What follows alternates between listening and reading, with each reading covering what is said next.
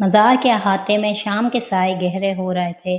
شاہزیب، جس کے جسم پر تھانے کے تشدد کے نشانات ابھی تازہ تھے، حیا کے ہاتھ سے مٹی کا پیالہ پکڑتے وقت کانپ رہا تھا۔ حیا کی آنکھوں میں آج وہ نفرت نہیں تھی جس نے اسے بے قدرہ کہا تھا، بلکہ ان میں ایک عجیب سا ملال اور اعتراف وفا تھا۔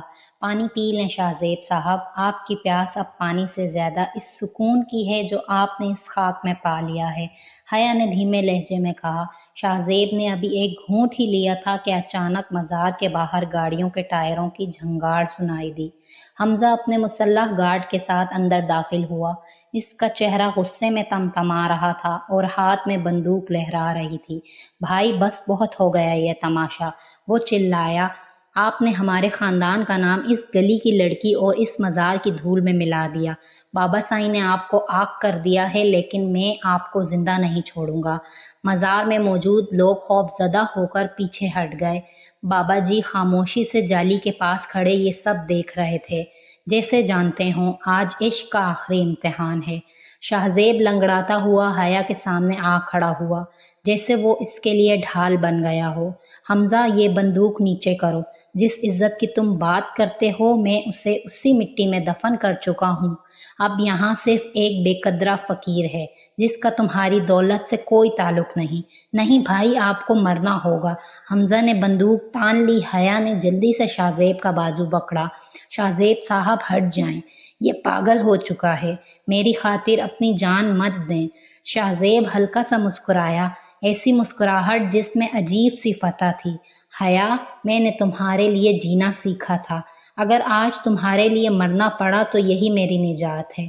اچانک ایک گولی چلی، فضا میں بارود کی بو اور چیخیں گونج اٹھی۔ شاہزیب کے قدم لڑکھڑائے مگر وہ گرا نہیں۔ گولی اس کے کندھے کو چھو کر نکل گئی تھی۔ حمزہ دوسری گولی چلانے ہی والا تھا کہ بابا جی کی آواز گونجی، رک جاؤ نادان، جس خون کو تم بہانا چاہتے ہو وہ پہلے ہی عشق میں جل کر پاک ہو چکا ہے۔ حمزہ کے ہاتھ کانپنے لگے۔ اسی لمحے لوگوں نے اسے گھیر لیا۔ اس نے غصے میں بندوق زمین پر پٹکی اور بھاگ گیا۔ خاموشی چھا گئی۔ شاہزیب زمین پر بیٹھ گیا۔ کندھوں سے خون بہہ رہا تھا مگر چہرے پر سکون تھا۔ حیا نے اپنا دوپٹہ پھاڑا اور اس کے زخم پر پٹی باندھنے لگی۔ اس کے آنسو شاہزیب کے ہاتھوں پر گر رہے تھے۔ کیوں کیا یہ سب؟ حیا روئی۔ کیوں کیا یہ سب؟ کیوں اپنی جان داؤ پر لگا دی؟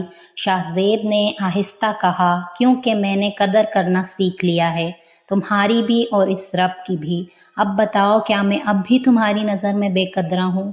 حیا نے نفی میں سر ہلایا اور اس کا ہاتھ تھام لیا۔ بابا جی قریب آئے۔ بیٹا مبارک ہو، تم نے عشق مزاجی سے نکل کر عشق حقیقی پا لیا۔ شاہزیب نے سنہری گنبد کی طرف دیکھا۔ وہ اب شاہزیب نہیں رہا تھا، وہ ایک ملنگ بن چکا تھا۔ گولی کی گونج اب خاموش ہو چکی تھی مگر خون کے قطرے اب بھی مٹی پر گواہی دے رہے تھے۔ حمزہ شکست کھا کر جا چکا تھا جیسے اندھیرا روشنی سے بھاگ جاتا ہے۔ شاہزیب کا سر حیا کی گود میں تھا اور خون اس کے کپڑوں کو سرخ کر رہا تھا۔ شاہزیب صاحب آنکھیں کھولیں، حیا کی آواز لرز رہی تھی۔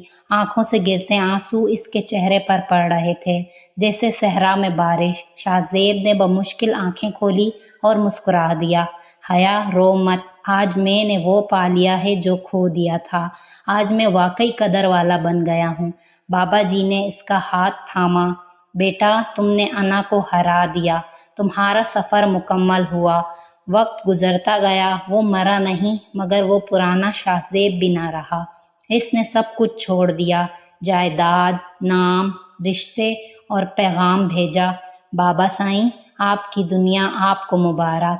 مجھے میری مٹی مل گئی۔ کئی ماہ بعد لوگ اسے بے قدرہ سائیں کہنے لگے۔ وہ اب مزار کے باہر لوگوں کو پانی پلاتا اور راتوں کو ذکر میں رہتا۔ ایک شام حیا دوبارہ آئی۔ اس نے دیکھا شاہزیب ایک معذور شخص کو اپنے ہاتھ سے کھانا کھلا رہا تھا۔ اس کے چہرے پر تکبر نہیں، نور تھا۔